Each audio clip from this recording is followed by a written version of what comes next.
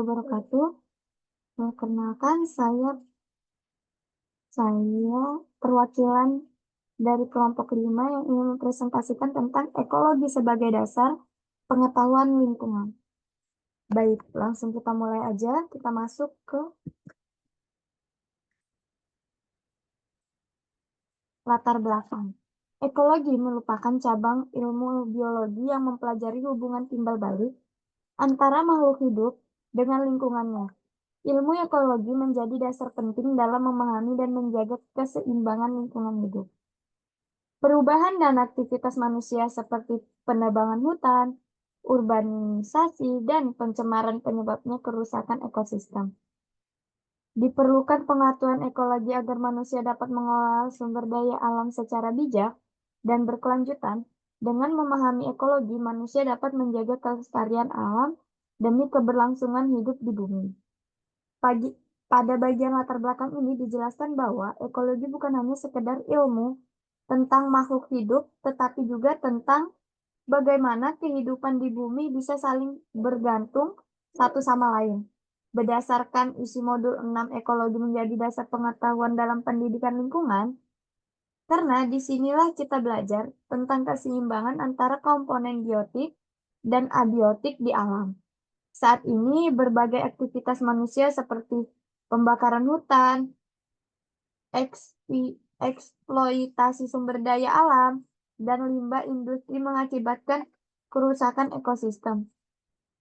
Inilah mengapa pemahaman ekologi sangat penting agar manusia tidak hanya memanfaatkan alam, tetapi juga bertanggung jawab untuk menjaganya. Dengan mempelajari ekologi, kita bisa memahami bagaimana sistem alam bekerja dan bagaimana perubahan kecil di satu bagian dapat mempengaruhi keseluruhan ekosistem. Jadi tujuan utama mempelajari ekologi agar kita dapat hidup selaras dengan alam dan memastikan berkelanjutan lingkungan untuk generasi berikutnya. Selanjutnya ini ada pengertian ekologi. Untuk secara keseluruhan, pengertian ekologi secara etimologis, kata ekologi berasal dari bahasa Yunani, yaitu oix berarti habitat atau tempat tinggal, logos berarti ilmu atau pengetahuan. Jadi ekologi berarti ilmu yang mempelajari hubungan antara makhluk hidup dan lingkungannya. Menurut pendapat para ahli, yang pertama Heinrich Haeckel 1866, ekologi adalah ilmu pengetahuan komprehensif tentang hubungan organisme terhadap lingkungan hidupnya. Selanjutnya menurut Krebs tahun 1972, ekologi adalah cabang ilmu yang mempelajari interaksi yang menentukan distribusi dan kelimpahan organisme. Selanjutnya menurut Oldham 1963, ekologi adalah ilmu yang mempelajari struktur dan fungsi alam. Selanjutnya menurut Heinrich Alphonse 1927, ekologi adalah sejarah alam yang bersifat ilmiah.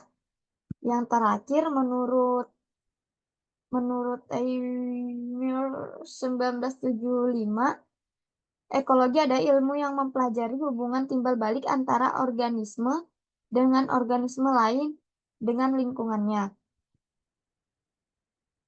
Pengertian ekologi menurut para ahli berdasarkan berbagai definisi tersebut yang saya bacakan dapat disimpulkan bahwa ekologi membahas cara makhluk hidup berinteraksi dengan lingkungannya, baik secara individu, populasi, maupun komunitas.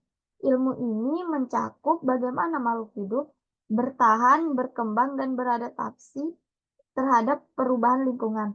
Karena itu, ekologi menjadi dasar penting untuk memahami hubungan antara manusia dan alam, serta bagaimana menjaga keseimbangannya. Selanjutnya dibacakan oleh Arimbi. Komponen ekosistem terbagi menjadi dua bagian, yaitu ada komponen biotik, komponen hidup atau komponen hidup, dan yang kedua ada komponen abiotik, benda tak hidup. Komponen biotik adalah semua makhluk hidup yang ada di dalam ekosistem, misalnya manusia, hewan, tumbuhan, jamur, dan bakteri. Komponen ini dibagi menjadi 3 kelompok. Yang pertama ada produsen. Produsen adalah tumbuhan hijau yang bisa membuat makanannya sendiri lewat fotosintesis. Contohnya ada rumput. Komponen ekosistem terdiri dari 2 bagian. Yang pertama ada komponen biotik atau komponen hidup, dan yang kedua ada komponen abiotik atau benda tak hidup. Komponen biotik adalah semua makhluk hidup yang ada di dalam ekosistem, misalnya manusia, hewan, tumbuhan, jamur, dan bakteri. Komponen ini dibagi menjadi 3 kelompok. Yang pertama ada produsen. Produsen adalah tumbuhan hijau yang menghasilkan makanan melalui fotosintesis. Contohnya ada rumput, padi, ganggang di air. Yang kedua ada konsumen. Konsumen adalah makhluk hidup yang tidak bisa membuat makanan sendiri. Jadi mereka memakan makhluk lain. Contohnya itu seperti harimau yang memangsa rusa. Baru yang ketiga ada pengurai atau dekomposer.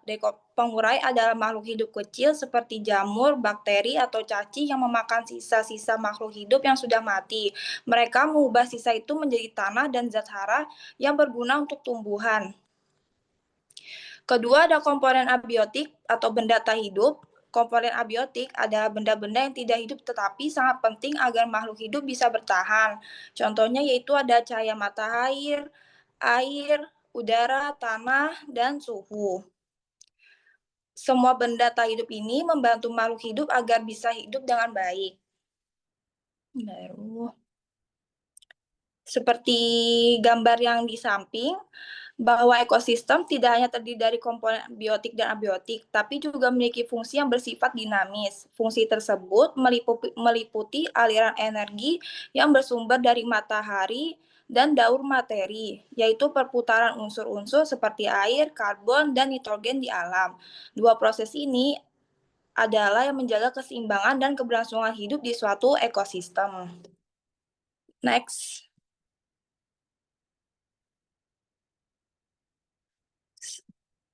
Konsep ekologi.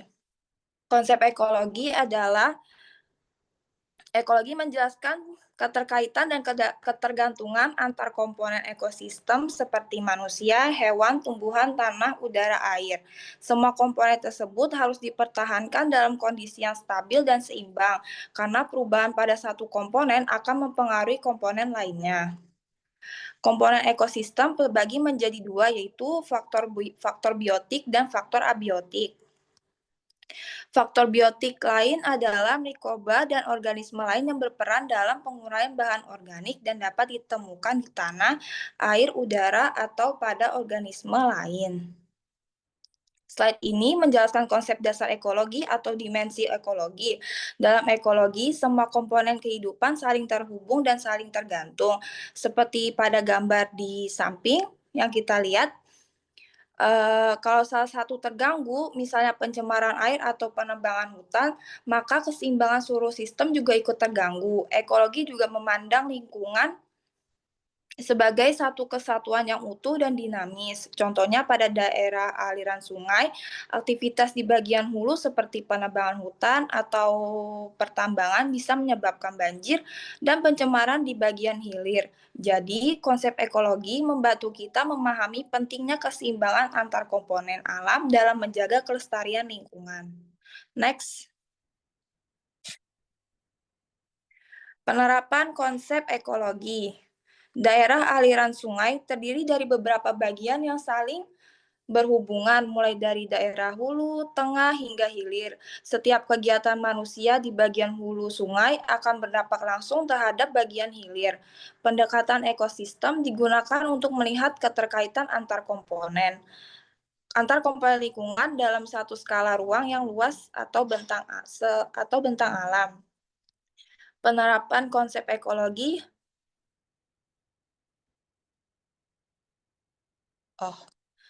Kegiatan di hulu itu seperti penebangan hutan, konversi lahan untuk perkebunan pertambangan, kegiatan di sungai seperti pembangunan permukiman, dampak di daerah hilir itu ada erosi, banjir, pencemaran, daerah muara, Di daerah muara ada pencemaran air dan tanah.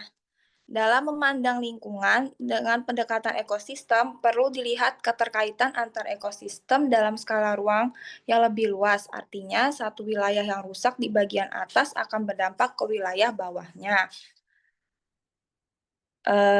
Gambar ini menunjukkan contoh penerapan konsep ekologi dalam kehidupan nyata, yaitu daerah aliran sungai. Bisa kita lihat bahwa daerah sungai terbagi menjadi hulu, tengah, dan hilir. Kalau di hulu terjadi pembangunan atau pertambangan, maka air hujan tidak terserap sempurna. Akibatnya di hilir bisa terjadi banjir, erosi, dan pencemaran air. Karena itu, pendekatan ekologi digunakan untuk melihat hubungan antar bagian lingkungan agar pengelolaan alam bisa dilakukan secara menyeluruh dan berkelanjutan. Jadi, gambar ini memperlihatkan bahwa kerusakan di satu ekosistem akan berdampak pada ekosistem lainnya. Next. Ekosfer atau biosfer. Ekosfer adalah keseluruhan ekosistem di bumi, meliputi semua bagian bumi yang mengandung kehidupan, terdiri dari komponen biotik yang berinteraksi dengan lingkungan abiotik, yang merupakan bagian dari atmosfer, hidrosfer, dan litosfer. Gambar diagram menunjukkan 3 lapisan utama bumi, yaitu ada atmosfer atau udara, hidrosfer atau air, dan ketiga litosfer atau tanah. Ketiganya beririsan membentuk ekosfer atau biosfer, yaitu wilayah tempat kehidupan bisa berlangsung. Semua makhluk hidup di bumi bergantung pada interaksi antar 3 lapisan ini. Selanjutnya masuk ke bagaimana kita memandang bumi. Konsep Gala Lovelock 1979, biosfer adalah suatu kesatuan yang mengatur diri sendiri atau self-regulating dan mampu mempertahankan kondisi bumi dengan mengendalikan lingkungan kimiawi dan fisik. Jadi, bumi adalah suatu super ekosistem di mana banyak proses dan umpaan balik sehingga berinteraksi untuk menjaga kondisi kimiawi dan fisik di bumi. Dalam hal ini, makhluk hidup memiliki peran terpenting dalam menjaga keseimbangan atau homeostatis. Bagaimana kita memandang bumi? Bumi sebagai pesawat ruang angkasa atau OTNOM 1989, bumi dapat dianalogikan dengan suatu pesawat ruang angkasa yang sangat besar, karena merupakan suatu kesatuan yang melayang di angkasa luar dengan sistem pendukung kehidupan sendiri atau udara, air, makanan, energi. Jika ada tekanan penduduk, pencemaran atau pengelolaan yang buruk, maka sistem pendukung kehidupan menjadi terancam. Ibarat berkurangnya oksigen bagi astronaut di pesawat ruang angkasa. Gambar ini menjelaskan pandangan ilmuwan terhadap bumi sebagai satu sistem hidup yang kompleks. Konsep Gaia melihat bumi sebagai makhluk hidup yang mampu menyelesaikan diri, sedangkan Odum menggambarkan bumi sebagai pesawat ruang angkasa dengan sumber daya terbatas yang harus dijaga agar kehidupan bisa berlanjut. Next.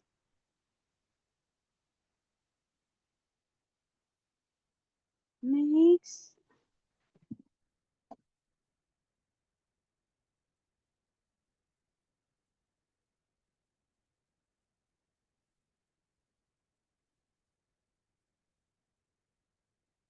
Selanjutnya percobaan yang gagal. Biosfer 2, suatu percobaan untuk membuat sistem yang mandiri atau self-sustaining dan terisolasi dari dunia luar. Tujuannya mempelajari cara kerja bumi dan mengembangkan sistem yang berpotensi digunakan untuk kehidupan di luar angkasa atau planet lain. Tahun 1991 di Arizona, Australia, biaya 200 juta US dollar dibangun rumah kaca 1,3 hektar berisi triwuan atmosfer, hidrosfer, dan litosfer, mencakup berbagai ekosistem, hutan tropis, gurun pasir, pertanian, laut, dan lain-lain. 8 orang hidup di dalam selama 2 tahun tanpa bantuan dari luar. Dimasukkan kurang lebih 4.000 jenis tumbuhan dan hewan, serta 900 galon air sebagai laut. Next. Mati gue.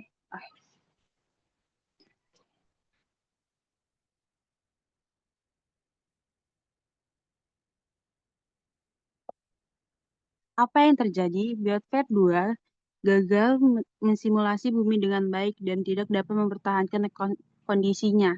Percobaan hanya bertahan kurang dari 2 tahun. Masalah yang muncul pertama, O2 terus menurun, CO2 meningkat, 19 dari 21 spesies vertebral kecil punah, hampir semua serangga, penyerbu mati, hewan dan tumbuhan terlalu merajalela, perairan tercemar nutrien. Udara beracun bagi manusia.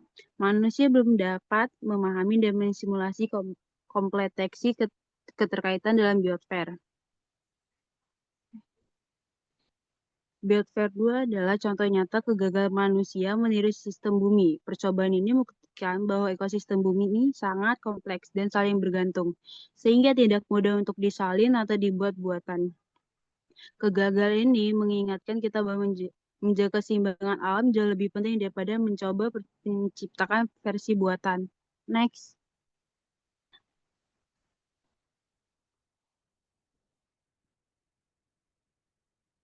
Ruang lingkup ekologi. Ekologi memiliki beberapa tingkat organisasi kehidupan, seperti individu, satu makhluk hidup tunggal, contohnya seekor rusa, seekor burung, atau pohon.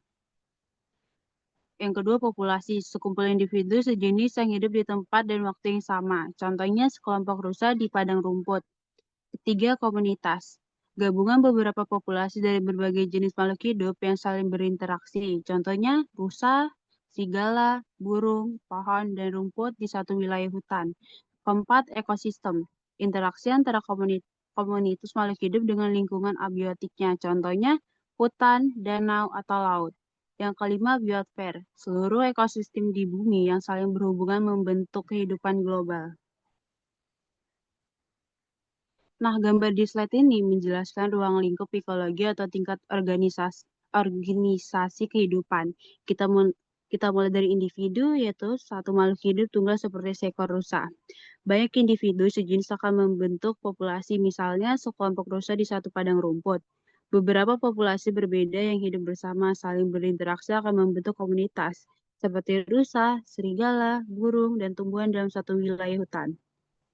Ketika komunitas ini berinteraksi dengan unsur-unsur tak hidup seperti tanah, air, dan cahaya, terbentuklah ekosistem. Dan jika kita gabungkan semua ekosistem yang ada di bumi, maka disebut biosfer, yaitu keseluruhan kehidupan di planet ini. Jadi bisa kita lihat bahwa ruang lingkup ekologi mencakup dari yang paling kecil, individu, hingga yang paling besar, sampai biosfer. Selanjutnya akan dilanjuti oleh Nabila. Toleransi dan faktor lingkungan. Gambar ini menunjukkan pengaruh faktor abiotik atau suhu air terhadap keberadaan makhluk hidup atau populasi ikan hiu. Contoh ekosistem berdasarkan lingkungannya ada 3, yaitu daratan atau terestrial, yaitu hutan tropis, hutan konifer, gurun, savana, dan lahan pertanian. Yang kedua ada perairan atau akuatik, itu ada sungai, danau, dan laut. Yang terakhir ada peralihan atau transisi, itu ada rawa, hutan bakau, dan pesisir. Ekosistem alami yaitu terbentuknya tanpa cairan tangan manusia, dan ekosistem binaan atau buatan seperti kota, desa, lahan pertanian memerlukan pengelolaan agar tetap seimbang. Hukum toleransi dan faktor lingkungan. Selain jenis ekosistem, ada juga yang disebut dengan hukum toleransi, yaitu batas kemampuan makhluk hidup untuk bertahan terhadap kondisi lingkungan tertentu. Misalnya pada gambar ini, populasi ikan hiu hanya dapat hidup optimal pada kisaran suhu tertentu. Jika suhu terlalu tinggi atau terlalu rendah, jumlah ikan akan menurun atau bahkan mati. Ini menunjukkan bahwa faktor abiotik seperti suhu, cahaya, dan pH air sangat berpengaruh terhadap keberadaan makhluk hidup dalam ekosistem. Yang kedua ada populasi. Next. Hello.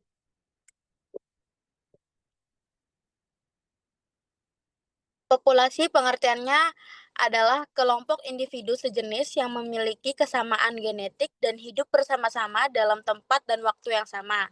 Setiap populasi memiliki ukuran, kepadatan, serta dinamika yang dapat berubah karena kelahiran, kematian, migrasi, dan faktor lingkungan. Contoh interaksi antar populasi itu ada alelopati, yaitu salah satu populasi menghasilkan zat yang dapat menghambat pertumbuhan populasi lain. Contohnya, tumbuhan waluh mengeluarkan zat kimia yang menghambat tumbuhnya rumput liar di sekitarnya. Kompetisi yaitu dua populasi bersaing untuk mendapatkan sumber daya yang sama seperti makanan, air, dan tempat hidup. Contohnya itu ada rusa dan sapi yang hidup di padang rumput, berebut rumput sebagai sumber makanan. Slide ini membahas tentang populasi, yaitu kumpulan individu dari spesies yang sama yang hidup di tempat dan waktu yang sama.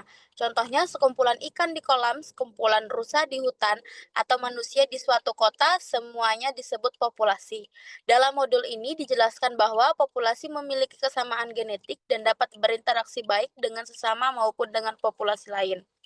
Ada dua contoh interaksi yang penting. Alelopati yaitu ketika satu populasi menghasilkan zat kimia yang bisa menghambat pertumbuhan populasi lain. Biasanya terjadi antar tumbuhan.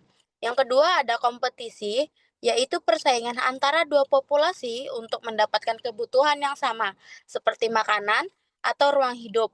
Dari sini kita bisa lihat bahwa kehidupan di alam selalu melibatkan hubungan saling memengaruhi antara berbagai populasi makhluk hidup lainnya.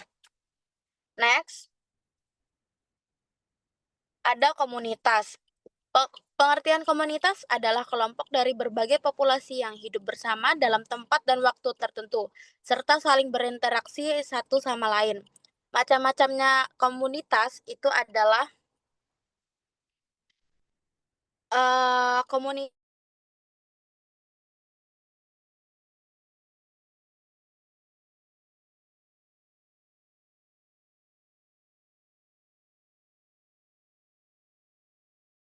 Berapa menit lagi, Bi?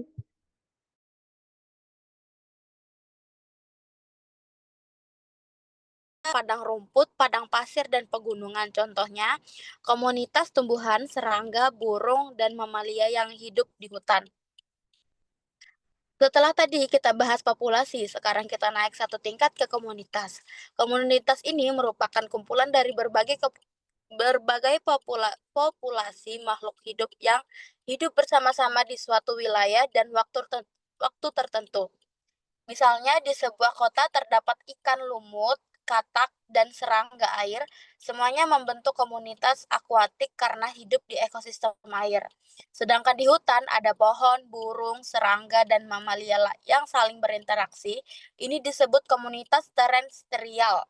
Dalam sebuah komunitas ini terjadi banyak hubungan ekologi dalam seperti rantai makanan, simbiosis, dan kompetisi. Semua interaksi itu menciptakan keseimbangan alam dalam suatu ekosistem.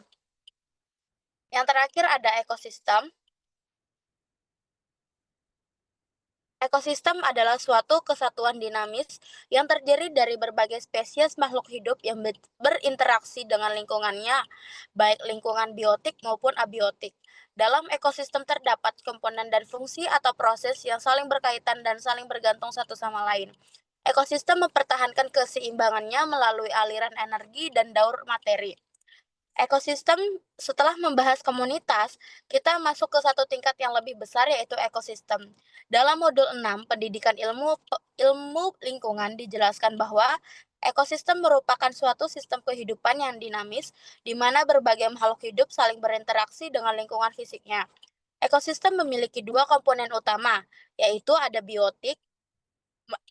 Biotik yaitu makhluk hidup seperti manusia, hewan, tumbuhan, dan mikroorganisme. Yang kedua ada abiotik, yaitu faktor tak hidup seperti air, tanah, udara, cahaya, dan suhu. Selain itu, ekosistem juga memiliki fungsi dan proses seperti aliran energi dari matahari ke produsen lalu ke konsumen, serta daur materi yang membuat unsur-unsur di alam tersebut berputar dan digunakan kembali. Jadi bisa disimpulkan bahwa ekosistem adalah sistem kehidupan yang utuh dan saling bergantung antara makhluk hidup dengan lingkungan untuk menjaga keseimbangan alam. Produktivitas ekosistem. Nah, pada slide ini kita membahas produktivitas ekosistem, yaitu kemampuan ekosistem menghasilkan energi dan biomasa. Berdasarkan modul 6 pendidikan ilmu lingkungan, produktivitas dihasilkan dari aktivitas metabolisme makhluk hidup. Ada dua jenis utama. Yang pertama adalah produktivitas primer. Dihasilkan oleh tumbuhan atau organisme autotrof yang bisa membuat makanannya sendiri lewat fotosintesis. Mereka mengubah energi matahari menjadi energi kimia dalam bentuk glukosa.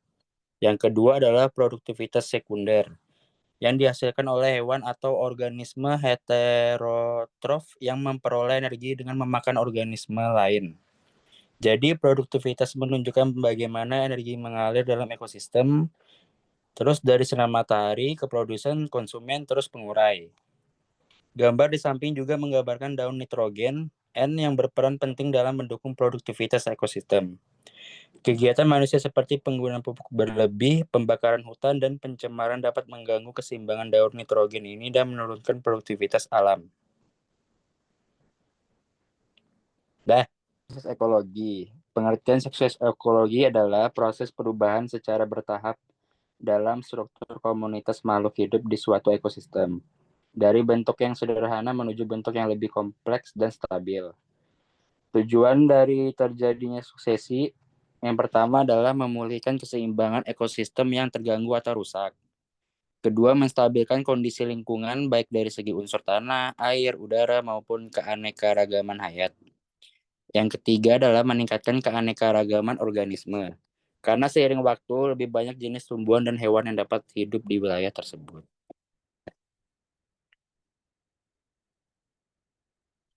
Sukses ekologi terdiri dari dua, yaitu pertama suksesi primer. Suksesi primer terjadi di tempat yang benar-benar baru dan belum pernah ada kehidupan sebelumnya. Contohnya permukaan batu setelah letusan gunung berapi, pulau baru yang muncul dari dasar laut, daerah glasial, es mencair dan menyisakan batuan kosong. Terakhir prosesnya lama karena harus dimulai dari nol tanpa tanah dan organisme. Yang kedua adalah suksesi sekunder. Terjadi di daerah yang sudah pernah ada kehidupan, tetapi kemudian rusak atau terganggu oleh bencana alam atau aktivitas manusia. Contohnya hutan yang terbakar, lahan pertanian yang ditinggalkan lama, prosesnya lebih cepat karena masih ada sisa tanah, biji, atau akar yang bisa tumbuh kembali.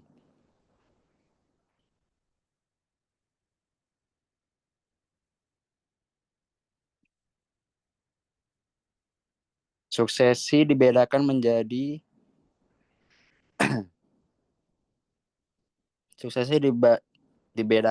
tiga, yaitu suksesi prima di kepulauan vulkanik, suksesi sekunder dapat terjadi setelah kebakaran, dan yang terakhir suksesi rawa menjadi daratan merupakan contoh klimaks.